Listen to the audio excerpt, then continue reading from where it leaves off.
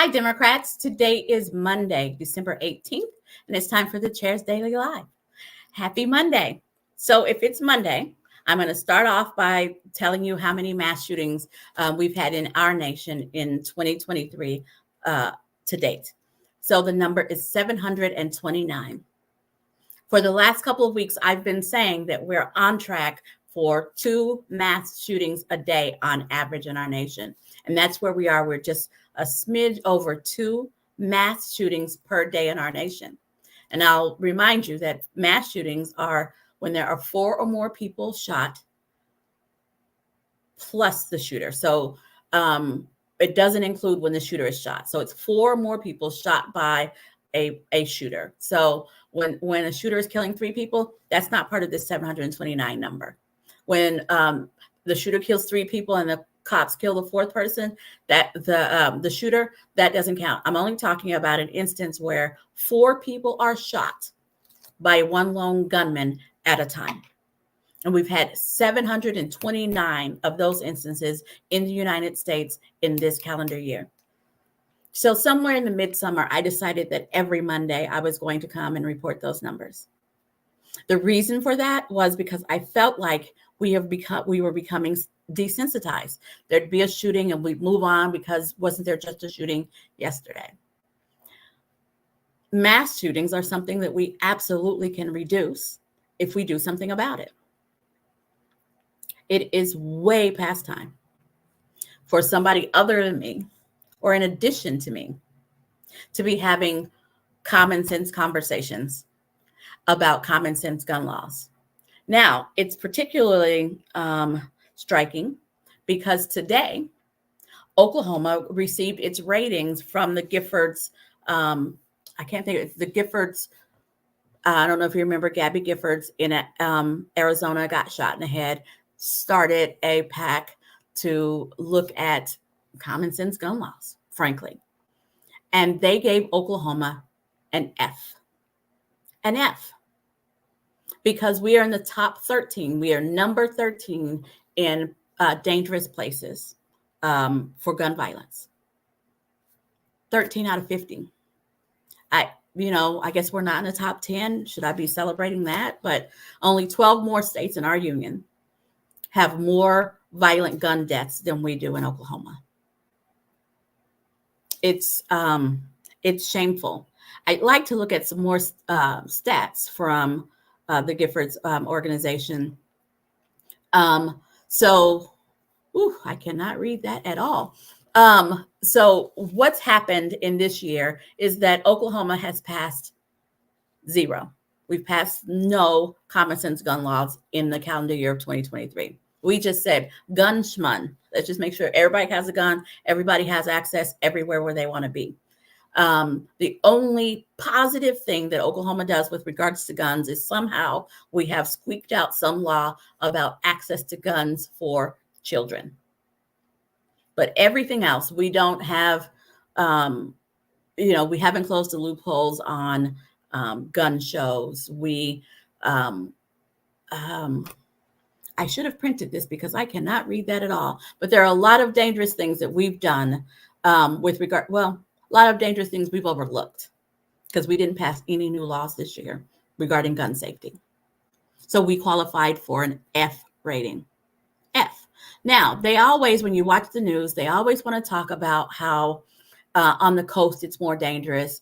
In liberal places, it's more dangerous. But if you look at this map, you look at California and Washington and Oregon and look at them, they are A-rated. They're A-rated because they pass laws for gun safety, right? The waiting period to get a gun, how many guns a person can have, concealed carry. All of these are laws. Oh, Lord, look at that map. All of these are laws that we absolutely could do to improve our rating. But because we want to be a Second Amendment sanctuary state, it shows in our F rating.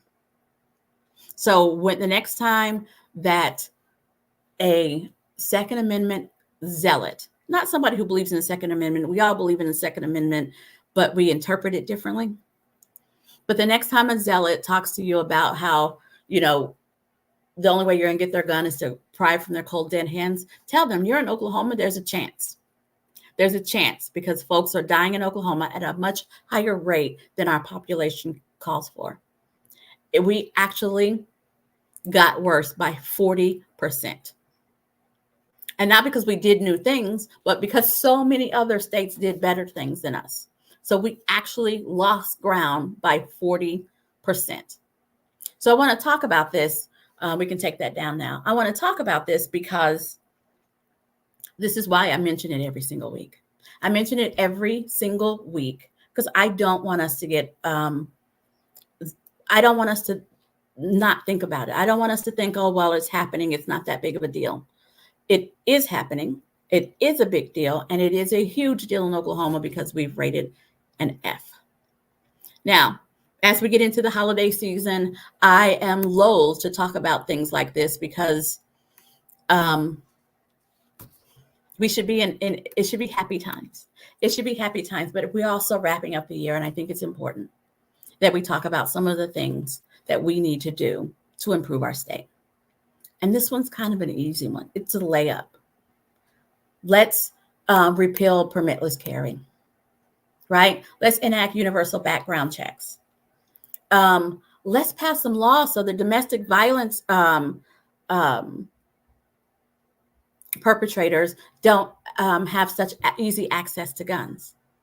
There's all these kinds of things. Requiring a waiting period before you can purchase a gun. These are all kind of common sense that make sense, that go after very specific issues. Yeah, it's not taking guns, it's making it more safe. We could do it if we had the will. And I'm just going to keep talking about it until someone with the will, enough people with the will, we get together and we change these laws. That's it. I am on a crusade that I want our state to be safer. I'm not trying to take anybody's gun unless they've had violent charges and they have no business having it and they've used it for violence. I just want there to be common sense gun laws. All righty. I hope to talk about something more positive tomorrow. We'll see. As we wrap up, the things that have been going on in our state are a little bit bleak. But I hope that you join me and Scott on the Hamilton Report tonight at 6:30, where we're going to do a wrap up. And we had great things happen in the state, within the Democratic Party and within our ecosystem that I can't wait to talk about. That's tonight at 6:30. However you watched me here, you can watch us tonight on the Hamilton Report. Now, I am super excited about something we have planned for tomorrow at 6:30. Tomorrow at 6:30, again, however you're watching me now, you should be able to watch us tomorrow at 6:30, where we're going to have what I am sure will be an interesting conversation about diversity, equity, and inclusion. And we're talking about it because we should be talking about it, but we're also talking about it because our governor, in all of his wisdom, has decided to ban or defund diversity, equity, and inclusion. And it's time we have a real conversation. So tonight, 6:30, wrap up of the Democratic Party.